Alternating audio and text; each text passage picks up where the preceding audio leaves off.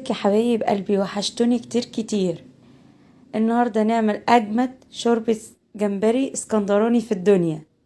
بسم الله ما شاء الله، الله أكبر. شفت الجمال؟ لو الطعم خرافة. تعالى أقول لكم احنا عملناها ازاي. شوية الجمبري اللي عندي ولحم طماطم وبصل متقطع ومعلقة توم وفلفل ألوان. في حلة فيها مادة دهنية على النار نزلت بالبصل يتشوح. بعد كده نزلت بالجمبري، فضلت أقلب فيه كده لما خد اللون البرتقاني بتاعه الجميل. وبعد كده نزلت بمعلقة الثوم.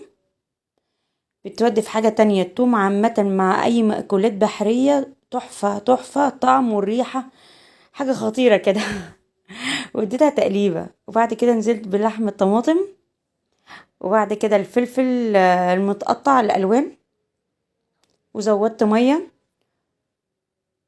تمام. ونزلت بالبهارات، هي عبارة عن بهارات سمك وتوم بودر وملح وبابريكا وعصرة ليمون. وسبته على النار لمدة 10 دقايق عشان الجمبري ما بيحتاجش وقت كتير في السوا. شفت الجمال؟ لو الشوربة دي بتودي في حاجة في حتة تانية. استني رأيكم في التعليقات. يا رب الفكرة تعجبكم. باي باي.